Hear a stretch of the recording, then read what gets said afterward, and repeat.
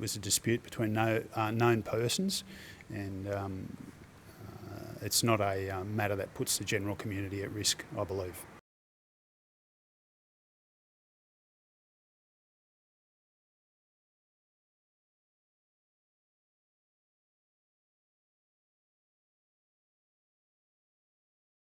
Catherine Hill Bay will soon only have one road in and out, and that's causing concern. I'd hate to think that people's lives are being put in danger because the developer wants to do this. Since last November, it's been all systems go for the Rose Group's construction of the Beaches housing project.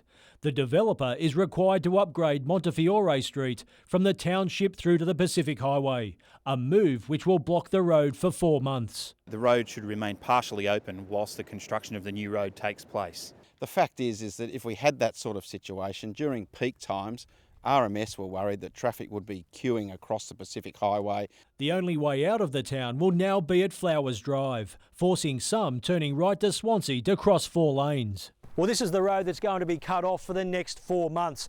Now, the biggest worry is that bushfire season isn't far away, but the developer has assured that the road will be open for emergency access if required. We've worked with the RFS and all emergency services. If there is any situation arises, there are ways and means to accommodate them. G'day, mate. Are you a local? Yeah, mate, I am. What do you think about this road being closed off tomorrow? Well, if it's going to better the place for the future, I've got no problem with it at all. Michael Kane, NBN News.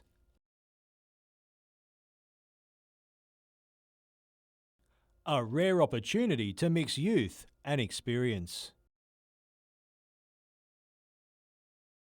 It's great that the little ones can have the chance to play with the conservatorium graduates and the professionals. The Christchurch Camerata and the Newcastle Strings were put through their final rehearsals before an afternoon concert. Strings players of all ages and stages blending to make a combined orchestra.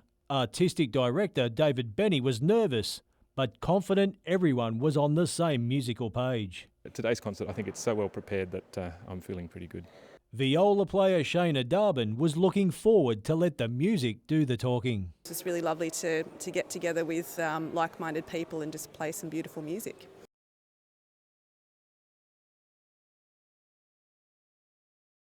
The cello section was in good hands with Alex Wall, who was learning from others along the way. You can learn new fingerings and new ways to do your bowing, and I also think it's having fun as well. By mid-afternoon, it was time for all to shine. Michael Kane, NBN News.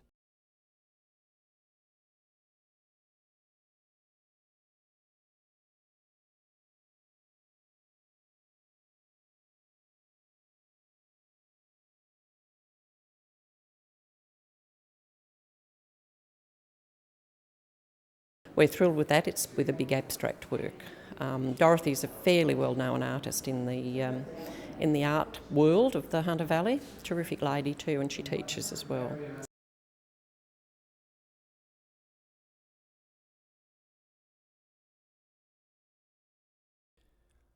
Back to where it all began, it was clear just how far Ben Simmons has come. A capacity crowd turned out to see a Newcastle All-Stars team take on Louisiana State, but all eyes were really on one man. It's amazing, last time I stepped foot on here I was really young, couldn't dunk, couldn't do the things I could do now, so it's really fun and it's good seeing familiar faces right here. The home side made a competitive start, but LSU's class shone through as it won 89-75. Simmons top scoring and playing the most minutes. They're strong. Every time I come back here, it's a different game and everyone's physical. But I think it's great competition for us to play against guys like that. The 19-year-old has been rated America's #1 high school and college player and is considered the possible first pick in the 2016 NBA draft. LSU assistant coach and Simmons' godfather, David Patrick, is confident he can handle the pressure. For you guys, it's a little unique. He's had this kind of pressure on him since he's been in high school. He's been followed in high school, got cameras around him in high school, and I think it's just giving him some training for getting to college. As a kid, Ben watched his dad play for Newcastle in the NBL. The reception he received last night, a reminder that he was home. People watching me stretch is crazy to me, and shooting around before the game and just hearing my name called and everyone cheering, it's a great feeling and humbling experience. Samuel Jordan, NBN News.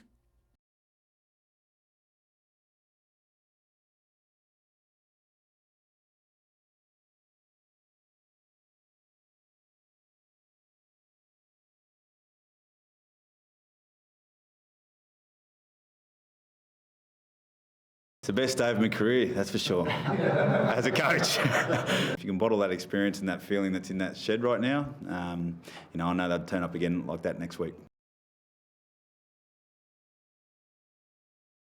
Your halfback reflects your team, and he had a fight today. He did really well, and that's what the team did.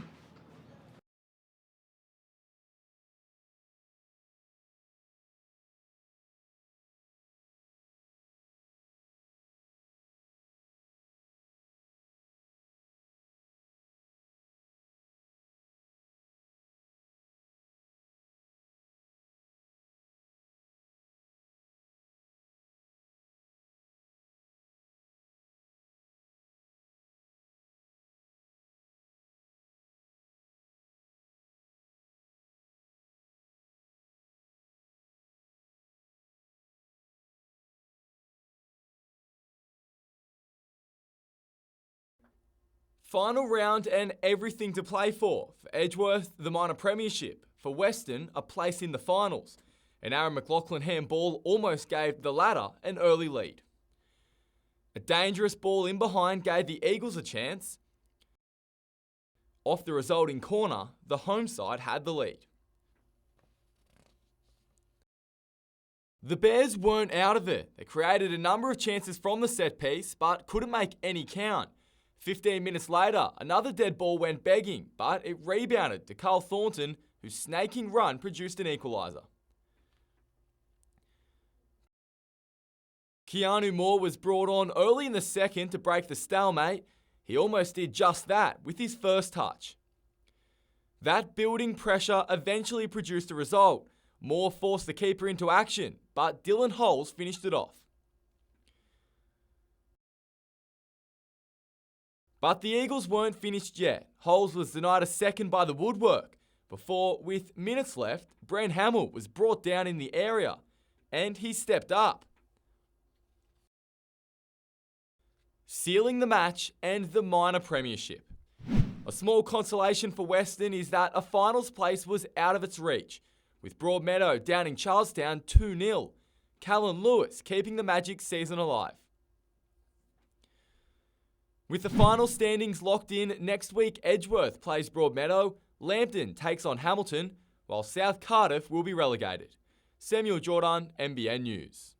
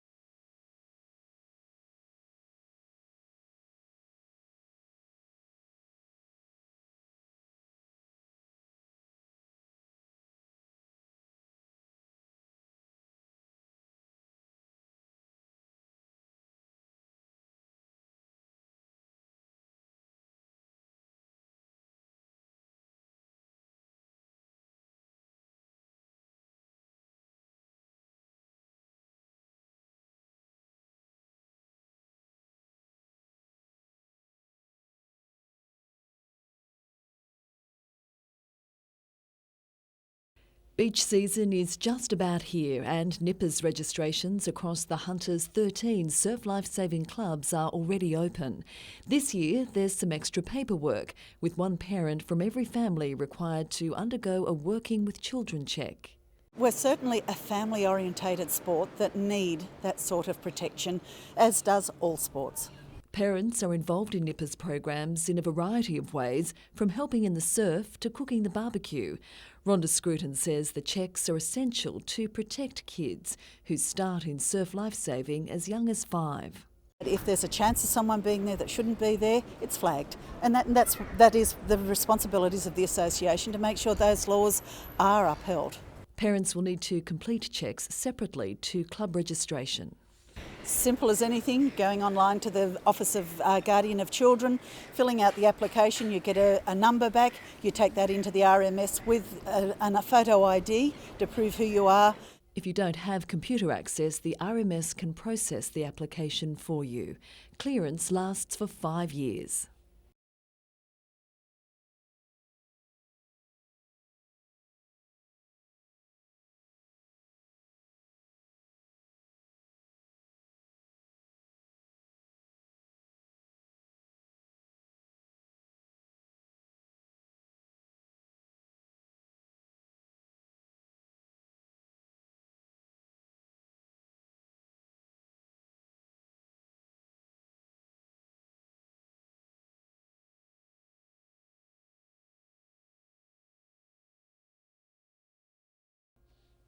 Out with the old, in with the new. 80 luxury apartments atop A-grade retail and commercial space. It's a far cry from the old Mawson Hotel that has called this site home for decades. Back in its heyday, it was a mecca for Aussie rock, a regular haunt for bands like Midnight Oil, long before they hit the big time with anthems like this.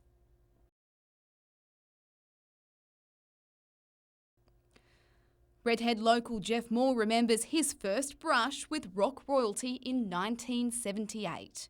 I'd seen them a couple of weeks beforehand and knew they were a great band and told all the guys to come and see them. So we had just a little crew there and I took my camera. A keen photographer, he was front and centre for the likes of the Angels and Cold Chisel. We got to be sort of friends with Cold Chisel because they used to come here so often and we'd just hang out with them and have a few beers after the show. It was a real rock and roll venue, you know. It was like hot and sweaty and people were right up. Jimmy Barnes was right there and the first row of people were in front of him, you know. He was just sweating all over them, yeah. DV8 frontman Greg Bryce believes there aren't many places that still offer the same experience of a packed Mawson Hotel. There was this incredible intimacy. So you were there, you were right with them and they were right with you. And the music was loud and it was fantastic. Amanda Douglas, NBN News.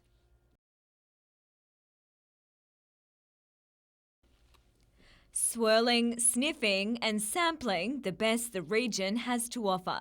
One of the oldest wine shows in Australia, again putting the produce of 69 hunter winemakers to the test. The key thing is balance, representation of the variety, so how that variety presents itself in terms of fruit characteristics. The Reds of 2014, a highlight of judging today after a difficult season for the drop this year. 2015 it was a tough year for Reds but a great year for whites. We should see some fantastic young 2015 whites. International judge Sarah Ahmed is on hand to lend her expertise, but how will she judge our wines compared to those in Europe? Do I want to drink it? Where do I see it going? So I'm looking for deliciousness, but I'm also looking, certainly for the higher medals.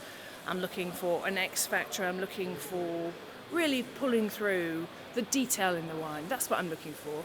And going off what she's already tasted, the English expert would like to see more hunter winemakers crack the international market. The UK needs to know a lot more about the hunter, is what I think. I think the wines completely hit the zeitgeist in terms of what people are interested in. The winners will be announced on Friday. Vivian von Drainen, NBN News.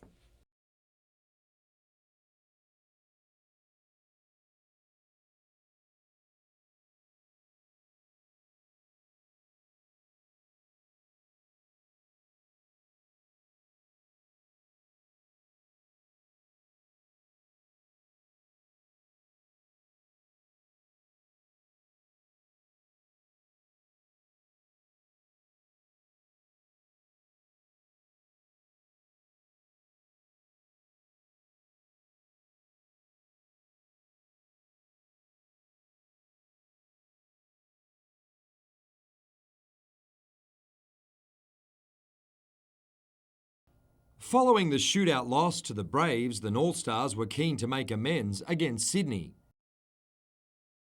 Brian Bales got the home side on the board before Jan Safar doubled the advantage. The Bears got one back, but by the end of the second period, Newcastle had taken the score to 4-1, eventually finishing in front 8-2. The North Stars will finish the regular season with a game against the Ice Dogs on Sunday before heading to Melbourne for the finals weekend. But the ice hockey action will continue in September with Newcastle to host the league's first ever All-Star weekend. It's going to be a weekend jam-packed with opportunities for fans to see the players' talent as well as their personalities on the ice and get up and close and personal with the best skaters and the best hockey players in the country.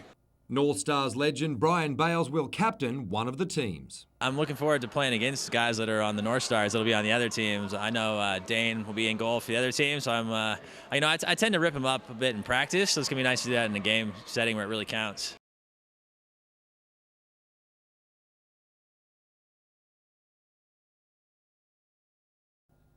Looking to bounce back from a disappointing fifth in Budapest, Matt Hall qualified second for the air race event at Ascot.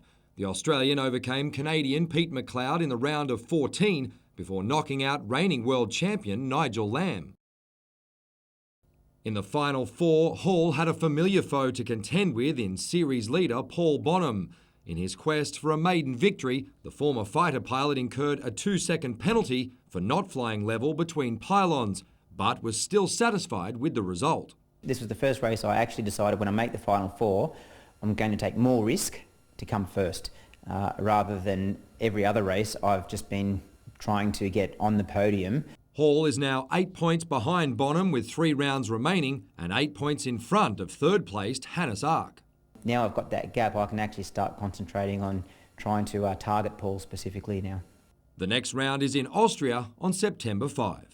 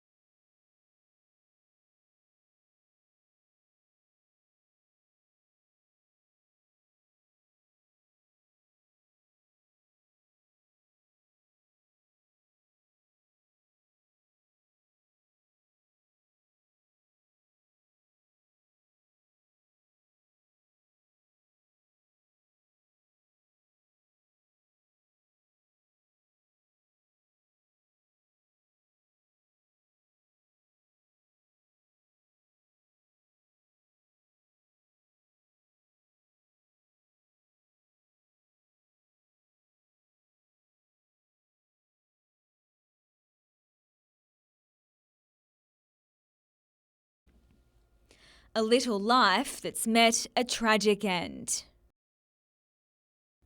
And this, the scene of the crash that claimed her life. Just after 7 o'clock last night, the girl's 20-year-old mother was driving along the New England Highway north of Willow Tree when she lost control of the vehicle, which rolled and went down an embankment. Look, it would indicate from the initial investigations that the 2-year-old who died at the scene may not have been properly restrained at the time of the crash. Also inside, her 11-month-old brother, who was flown to John Hunter Children's Hospital. Their mother, a resident of the Hunter town of Aberdeen, with links to Gunnedah, was arrested and taken to Tamworth Hospital for blood and urine tests. Police have since revealed she's a suspended learner driver. There's a number of avenues that we're looking at, inclusive of speed, driver fatigue, driver inattention, driver impairment, whether it be through illicit substance or alcohol.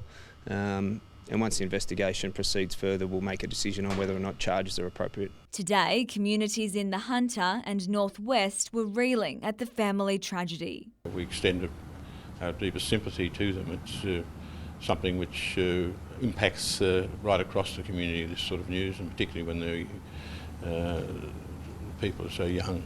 It's the 11th life lost in the past 4 days on New South Wales roads. If anything's going to send a message out in terms of being safe on our roadways, it's a terrible, tragic incident like this. Vivian von Drainen, NBN News.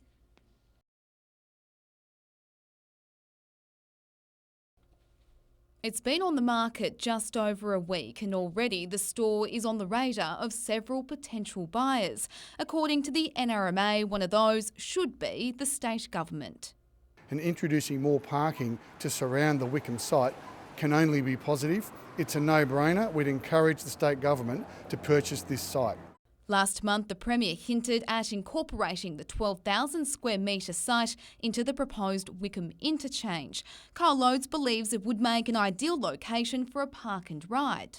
We need to shift more people to public transport, and one of the ways to do that is to have ample parking where you can allow people to come into the city and then park in a safe spot and then hop on the light rail. Selling agent Colliers International has confirmed interest from several parties, but can't say who. Whoever does end up buying the site, it won't come cheap, with the land alone valued at in excess of $10 million. As for planning for the city's renewal, the NRMA believes it's now or never, particularly when it comes to finding a solution to congestion along Stewart Avenue and ensuring traffic flows freely down Hunter Street once light rail is operational. Whatever happens, we've got a once-in-a-lifetime opportunity to get it right, and it'll be diabolical if we get it wrong. Amanda Douglas, NBN News.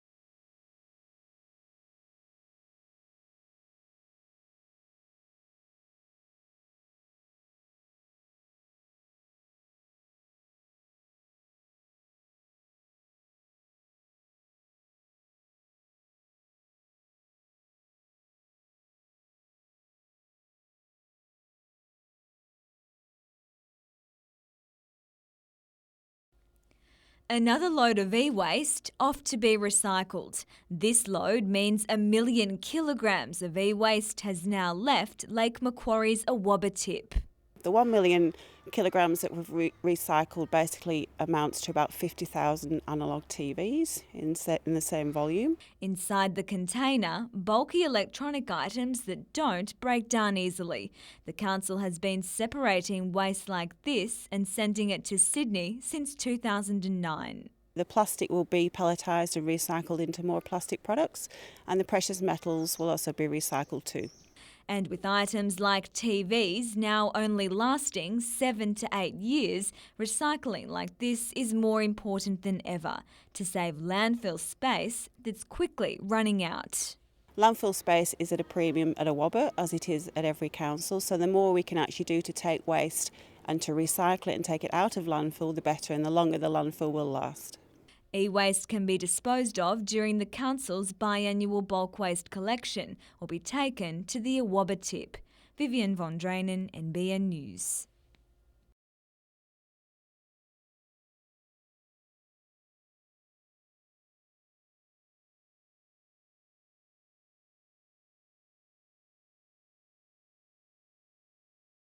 So this is their final year and it's all about performing for them. So what it does is it bridges the gap between being a student and becoming a professional.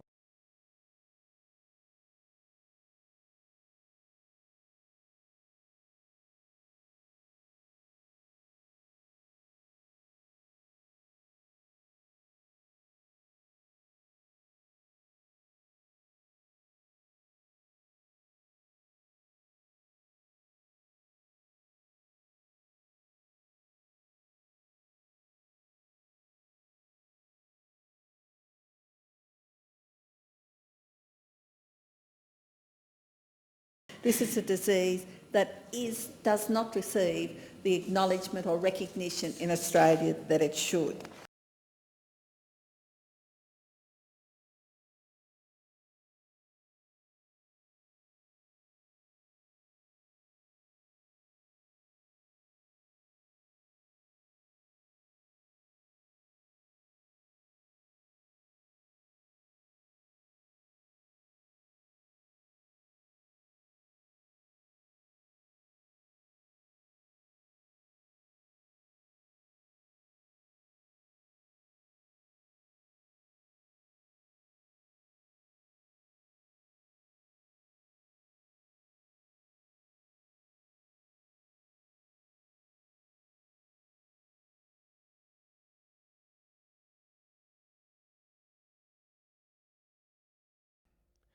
No one at Newcastle will forget last year's trip to Melbourne. Alex McKinnon maintains a presence at the Knights. Last Friday, he wished his former teammates well as they left for Sydney. Danny Badira says this weekend, his troops won't look back in anger. I'm not going to be addressing it, but if they've got a concern about wherever they are mentally with it, I'm sure, like I said, my door's open, they can come talk to me and we can go through a process to get them right. I'm pretty sure they'll be fine. They're professional.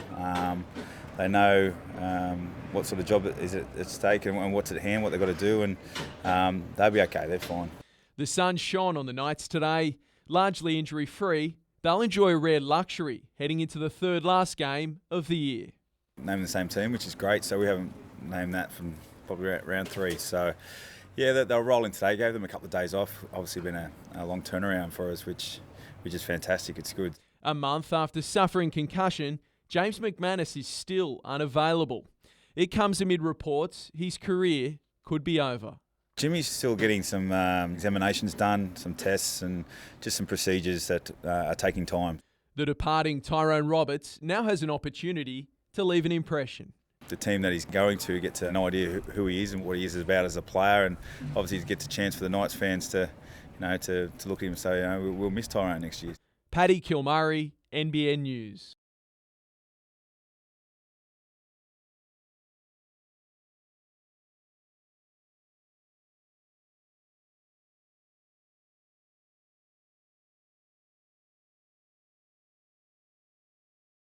It was more just to give him a day out. Older horse, they get a little bit used to their routine, so if you bring them to a race day, it just stimulates them a bit.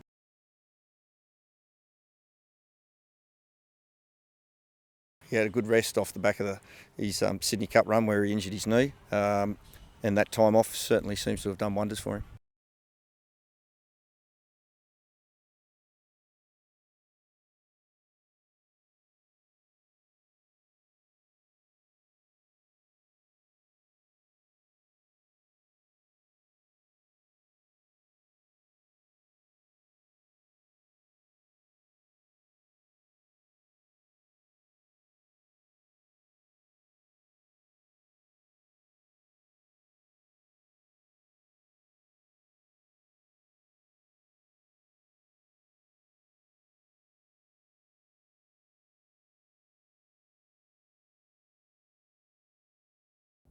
There's plenty more to come, but 2015 has already been a remarkable year for Josh Green.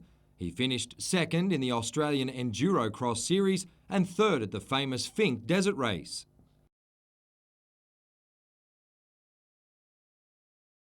Before completing a dominant run in the National Off-Road Series with 2 wins at Dungog over the weekend. It's always a long season. There's always mechanical problems and rider error, and you have bad races and good races. But we put it all together this year and we won 12 from 12. So yeah, pretty stoked with that. Proving the Hunter is still a breeding ground for champions on 2 wheels, Bo Ralston claimed the E2 title. Bo and I have raced since we were 7 years old at club motocross right through to now off-road, and that's his second year doing off-road, and I've taken him under my wing a little bit and showed him the ropes, and yeah, he come away with an E2 title in his second year.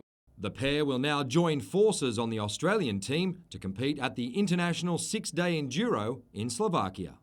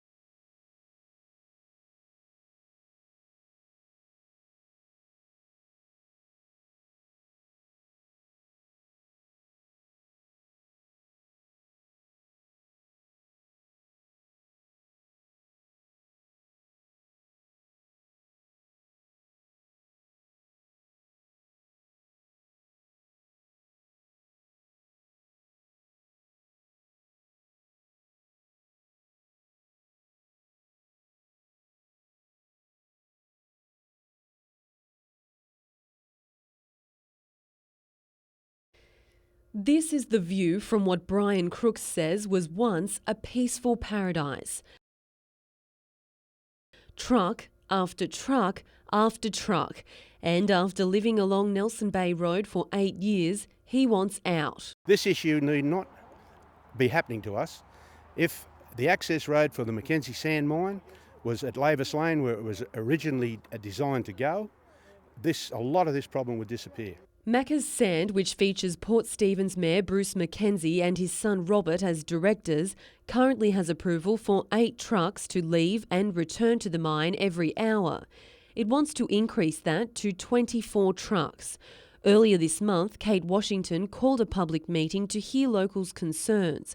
Now she's enlisted Shadow Roads Minister Jody McKay to help campaign against the move. The Minister does have the ability to actually step in, and I'd certainly call on him to do that. Robert Mackenzie says the increase in the number of truck movements per hour does not mean there will be more trucks on the roads throughout the day. That's because the company has not applied to increase the amount of sand it mines, and argues this move is designed to provide more flexible conditions for drivers. It's still going to be a significant impact, regardless of how they're spread across the day. The Port Stephens MP is also concerned about what approval could mean if the company does choose to increase its output. When there is the demand, the number of truck movements is hideous, and the impacts are enormous because there is that door open to allow that number of movements. Emma Murphy, NBN News.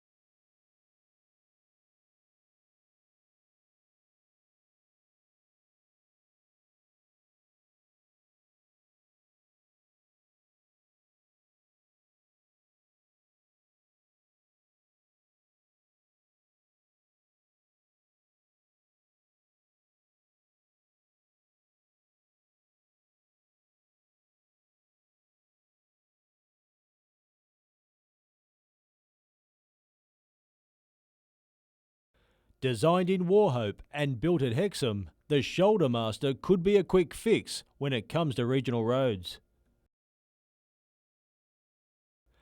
A test run at Seaham this morning saw representatives from Port Stephens, Dungog and Gloucester councils keen to get a closer look. The machine can lay 100 metres of material an hour, half the time of current procedures when it comes to widening roads. We'd have to take more of the road pavement out to achieve what we were trying to achieve here, and in potential damage to the existing pavement as well. Now, the reason why many councils are interested in this device is that it's about 50% cheaper than its current methods. And for councils like Dungog, who had most of its roads decimated in the storms, it could be invaluable. The floods in Dungog certainly caused a lot of shoulder issues on the roads, and this may solve part of it. As there's no state or federal funding to call on for road maintenance in the Dungog Shire, the $100,000 price tag may be a small price to pay for the long-term gain. We have to analyse the relevance of technology like this to see if it has merit. Michael Kane, NBN News.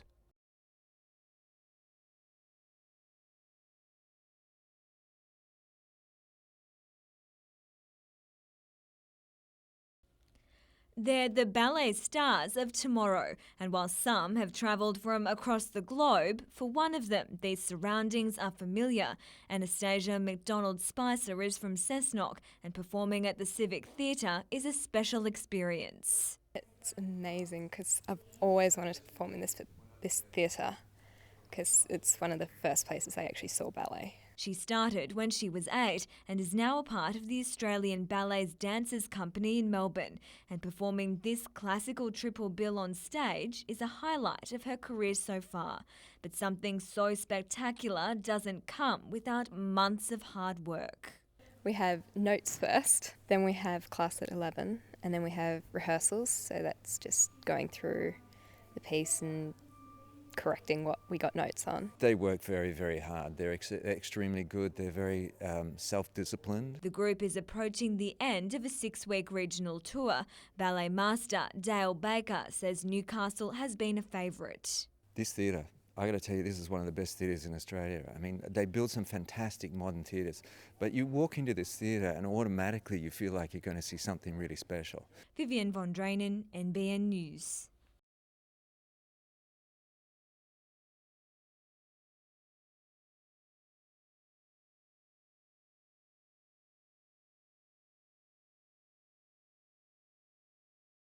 They're the benchmark of the defensive side of the game, and our wrestle and our overall game's got to be on top.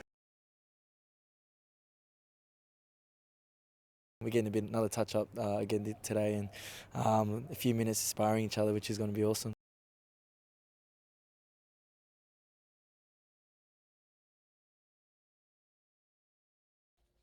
Family owned and operated, Novocastrian Motorsport is finally going to race in the big time. To be doing it with your brother and your family, it's just an incredible feeling for everyone, and everyone's just so excited in the team. It's just an amazing feeling to have so many people behind you. With the help of a major sponsor, the team has secured its place on the grid in Australia's great race. It comes down to dollars and cents, and it kind of Plus Fitness approached us. They knew what we were about, and they knew that we wanted to do it last year as well, and they kind of said, what's it going to take to make this happen? While Aaron has been grafting his way in the V8 Development Series, Drew has been enjoying fatherhood. He hasn't raced since 2013. We'll do a test day before we get there, and then we'll do the Dunlop Series as well, just to get more laps, to get me back in the game. So, yeah, should be plenty of Ks before I get there. Their father Wayne raced in the Bathurst 1000 4 times between 94 and 97. He knows what an unforgiving place Mount Panorama can be. His support isn't lost on the boys. They'll race using his old number, 62. Oh, it's a pretty big one, this one, isn't it? To be able to run a car with the two boys, yeah. And we're doing it ourselves. We're not doing it as another team or anything like that. It's a Newcastle entry and we're doing it as ourselves. So, yeah, the family. Aaron recently only just missed out on a co-drive opportunity in the V8 endurance events. This chance sweetens the blow. It definitely brings the feeling up from what happened there. I mean, you know, it's just I wasn't the guy for the job on the day. Paddy Kilmurray, NBN News.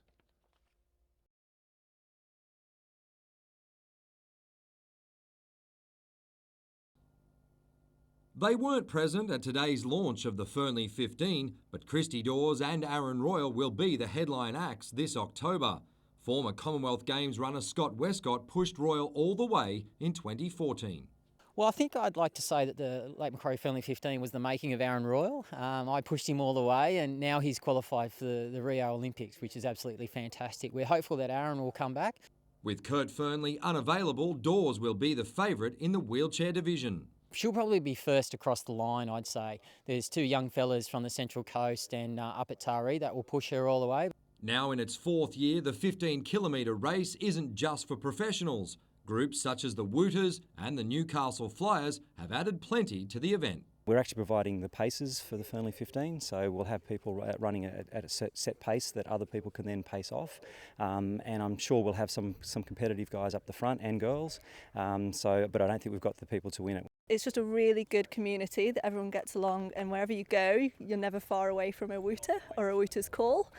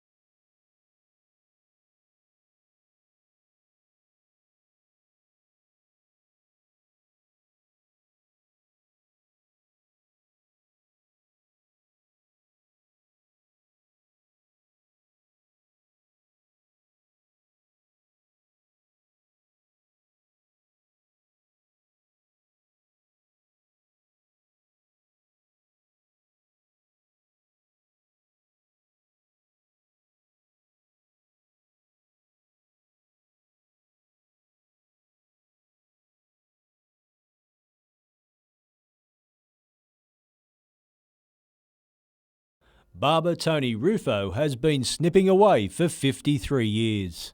Oh, I think it's good. It's a good job, and it's a type of job you can do when you're older like me. He's mastered plenty of different styles over the decades in a career that started out of necessity. I couldn't find a job for ladies hairdresser. They didn't put boys on the trade those days, and started working at a barber shop.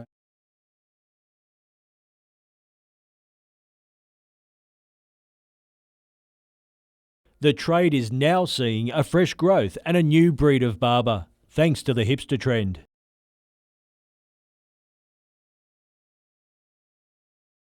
Daniel Prestage started his Newcastle business with the theme of kookier the better. I just think it's really good to have a point of difference, you know what I mean? I've always been on the thing of innovate, don't imitate. But at the end of the day, it's about one important factor. I like the simplicity of it. It takes away all the big bells and whistles, and it's really just about a one-on-one sort of customer relationship. Just 2 blocks away, another barbershop, Jimmy Figs, even features a feminine touch. It's a little bit different to hairdressing, a little bit, I wouldn't say easier, but more easygoing, I guess. The trimming trend has also seen some thinking outside the square. Maitland's recent Aroma Festival featured a cargo crate with flair. I haven't done it before, and something different and fun. I was a barber before; it was cool. So it's for some. I think it's the beards, and it's gone back to the post 40 short back and sides and things like that. Michael Kane, NBN News.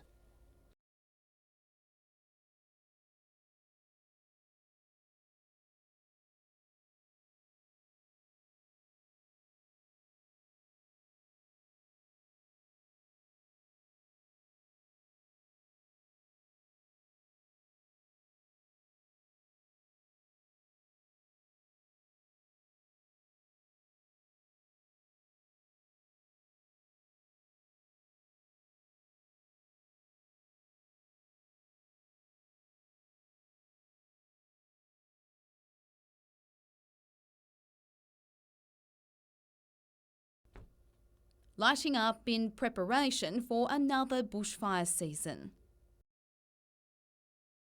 The Rural Fire Service was busy north of Medowie today, taking advantage of the fine weather to tick another controlled burn off the list in the lead up to summer. It's been a rather wet autumn and winter, so we are somewhat catching up at the moment. It might look like leisurely work, but hazard reduction burns like this one are a crucial prevention tool. And up until recently, the RFS has been forced to watch and wait. Wet weather last month pushed back the usual start time. Back then we were still getting a bit of rain and it was still a bit wet and still quite cool because we had a very cold winter. But now the conditions are perfect. This is one of about 40 hazard reduction burns the RFS hopes to complete before the bushfire season officially begins on October 1st.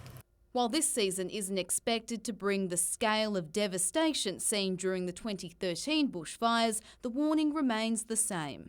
Any summer in this part of the world is conducive to bushfires, and I think the best way to combat that is while we're out doing hazard reductions is that people need to look after themselves and prepare their own properties. More information on bushfire preparations and hazard reduction burns can be found on the RFS website. Amanda Douglas, NBN News.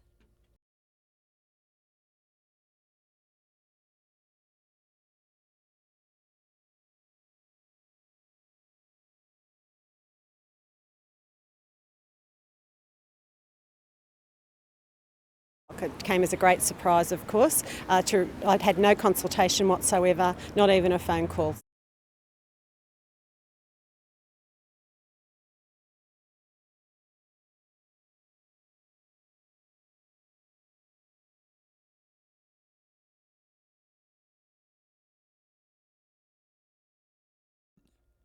Built between 1915 and 1926, Chichester Dam formed the heart of the Hunter's first dedicated drinking water storage system.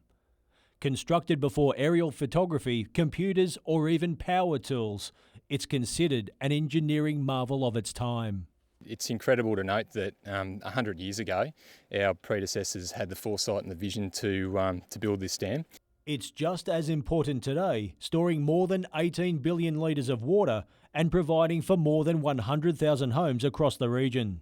Today, the State Water Minister was on hand for a closer look. This is a wonderful asset. It's some of the most picturesque part of New South Wales, and it's something that everyone should come along and view for themselves.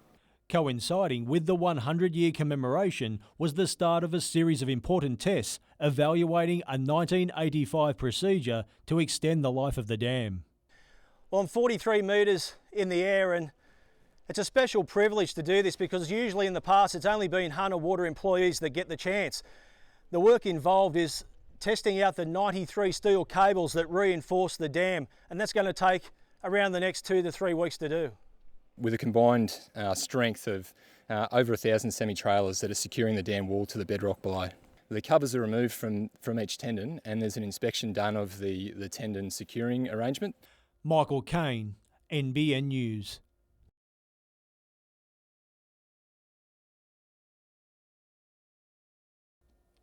It might not look like much now, but this is the next big thing in drone technology. It's called a hive, and it could see UAVs or unmanned aerial vehicles one day flying themselves. The UAV can take off, capture imagery and land automatically. The docking station then charges the UAV battery and it allows the UAV to fly in and out of the hive. It's unlike anything already on the market. The problem that exists with current technology of drones is that there's a lot of manual intervention required. You have to manually fly it. The battery life is quite short. It's still in the development stage, so is yet to hit the skies. But one day soon, its creators hope the machine will be able to take off and land by itself with precision accuracy, guided by a tiny eye. We're implementing what's called machine vision technology, and that technology allows a camera that's on board the UAV to essentially pick up some markers that will be positioned within the hive. And to help them make that connection, a $19,000 entrepreneurial grant from Beyond Bank. We've got some very bright, smart young people typically, but not always, here in the Hunter that are trying to achieve great things. We're hoping within the next 12 months we'll have a product that will be out in the market. So yeah, stay tuned. Amanda Douglas, NBN News.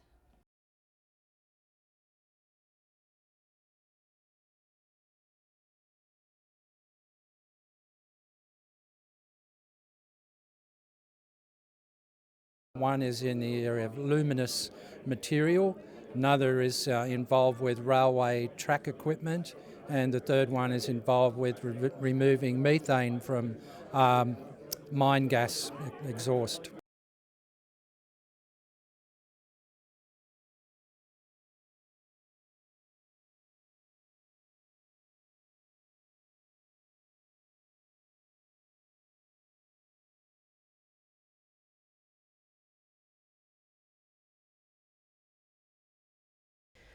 Firefighters do their best to avoid ending up in hospital, but today these ones welcomed the chance to go and see how they're helping burns patients.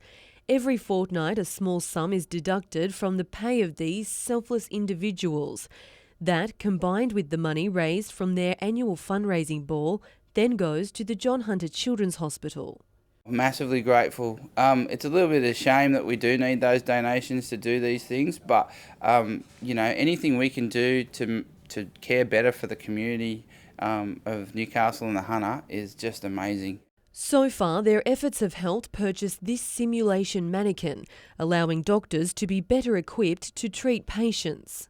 For Newcastle Fire, it's a charity that's close to our hearts, so we'd like to see local resources and services improved so we can get burns victims, either prevent them from having to go to Sydney for treatment or getting them home sooner so they're in their local area, supported by family and friends while they're being treated locally. Last year, $20,000 went towards making this treatment room more appealing to young minds. All the pictures and the murals in there relate to Newcastle. We can relate to the kids and talk about experiences they've had and use imagery and distraction. So when they are having the dressing, we take them away from actually having the dressing. The Newcastle Fire Station is now searching for sponsors for next month's ball, with the hope of transforming the waiting room. Currently it's pretty much an empty space. It's very outdated, not really conducive to a child relaxing before getting treatment. So that's our main aim. Emma Murphy, NBN News.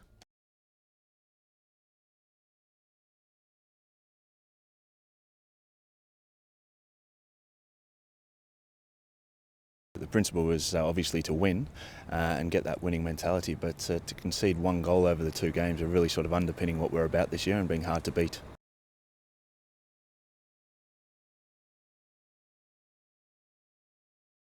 I had a groin surgery probably about 14 weeks ago, so coming back from that and body's been feeling really good and up to it, and yeah, so good to get that 45 minutes under the belt.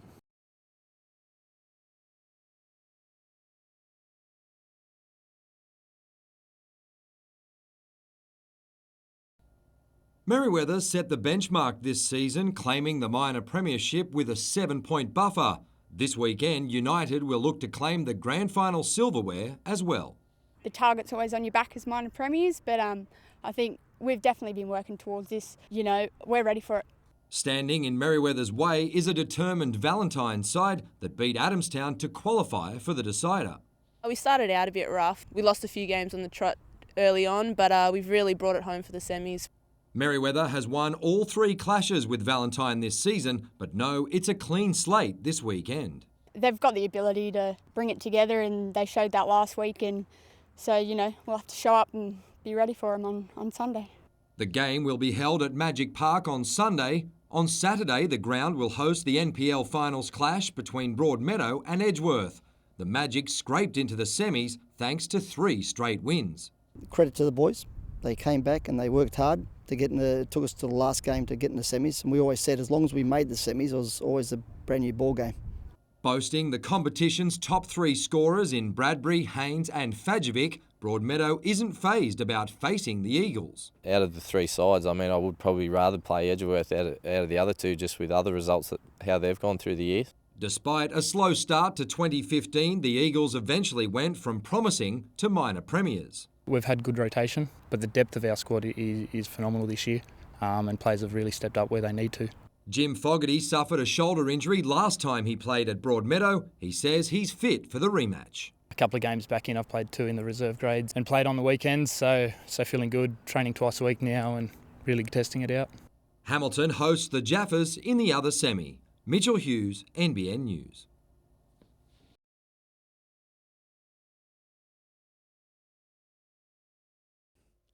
Ryan Callinan's dream is very nearly a reality. There hasn't been a surfer from Newcastle on the tour for a long time. It's probably something that's in the back of your mind a little bit. Yeah, I've been thinking about that heaps. No one since Matt Hoy and Luke Egan, and it'll be really cool. Everyone around here has been really supportive, and it's been so good just to come home and everyone be cheering you on.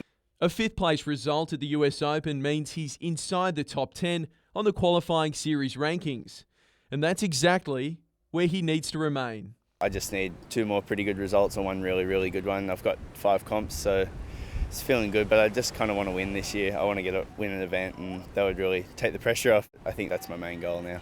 2015 has been a breakout year. On the competitive front, Callinan has achieved big results in big events, while his profile as one of the world's most exciting free surfers has also risen. He played a starring role in arguably the most popular surf film of the year, Cluster. So far this year's been really cool. I was in a movie and I've had some big results, and so hopefully I can just top it off and make the CT. For now, he'll spend the next 5 weeks at home before events in Europe and the United States. The waves here are kind of similar, so I'll just be surfing around here a lot. I haven't got any trips planned, so I'll just be relaxing and getting some boards ready.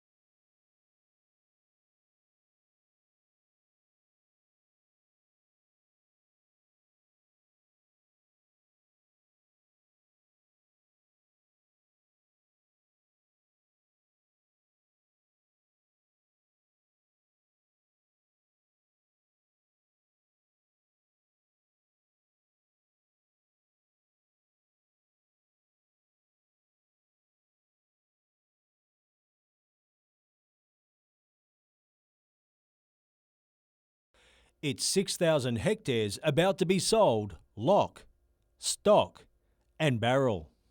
After decades of uncertainty, particularly over the last half a dozen years, it certainly is welcome news. Hunter Water has told NBN News the 6th and final contract will be exchanged for the sale of 100% of the land purchased for the Telegra Dam. There's well over 100 lots that have been sold. They've been bundled up into 6 parcels. They've been bought by a variety of local and Sydney siders. But certainly there were a number of expressions of interest from overseas parties and some people wanting to actually buy 100% of the land. It was back in 2010 when the former state Labor government pulled the pin on Telegra. Since then, the land's been put on the market, but not without the worry the dam proposal was never dead and buried until now. This not only kills off any speculation of Telegra Dam ever coming back, but essentially it buries it 6 feet under. Dungog Council is still counting the costs. The last application, Council had to take it seriously and respond to the impacts that it would have on the Shire, and that cost an enormous amount of time, hundreds of thousands of dollars. So we took it seriously and that all came to naught. The Mayor also believes the news will spark life back into the town that's had its fair share of hits. There will be some employment back and there will be productivity for not just Dungog but for the whole region. It's going to be a really good outcome for Dungog. Michael Kane, NBN News.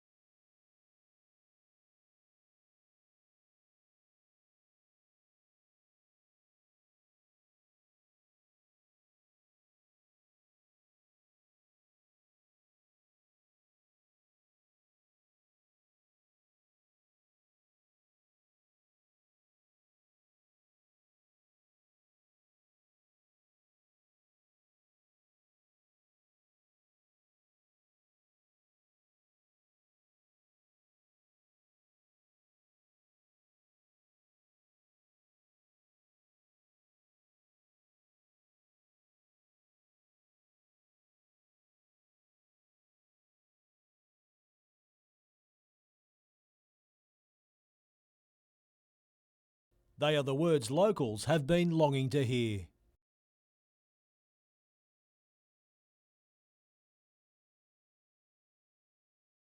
We figured this was a fight worth going to the end to. We weren't going to give up. The site at Anna Bay has been earmarked for housing by the state government since a rezoning approval in 1991.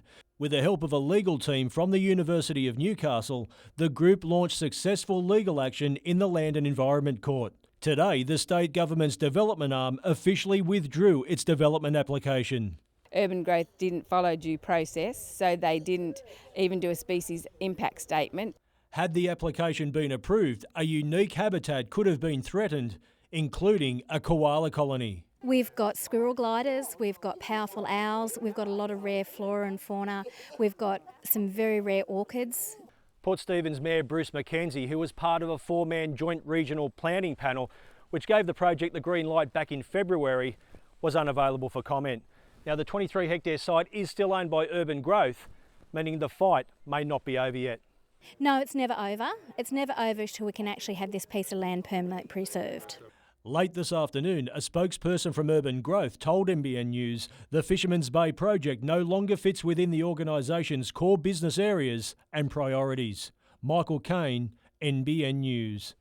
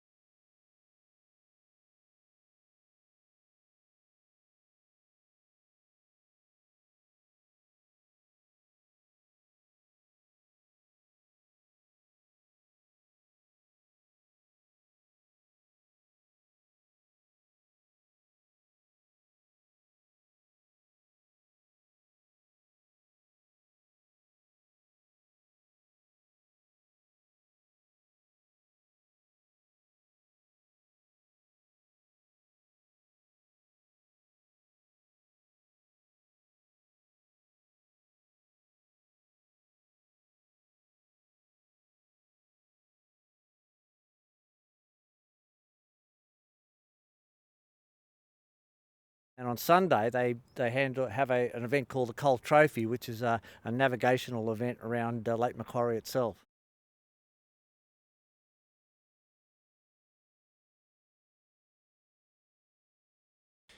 With his bags already packed, Tyrone Roberts is set to go. He knows there's no turning back. It's going to find it hard just to leave here because I've been here since I was 14, but now I'm happy to leave and she's happy, so happy wife, happy life. Roberts made his debut in 2011 and has since played 94 games in the top grade. His silky skills and fancy footwork have dazzled, but ultimately consistency has let him down. I was a little bit disappointed that, there comes a decision just the way I was brought up, the way I was brought out. But now I'm happy. Now I'm sure Mrs. is happy too, and we can't wait to go up to Goldie. With his future sewn up, Roberts appeared pressure-free in the Knights' win over the Tigers.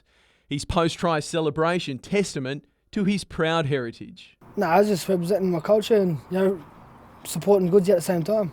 Disappointed he won't play his 100th NRL game for Newcastle, that milestone will be celebrated with the Titans. Leaving a good impression on a town he loves is now his priority. The way they remember me now, they love me. I'm good to the community and to the fans. I'm genuine, and that's the way Newcastle's all about. I've been for the system, and I just want to be known as who I am.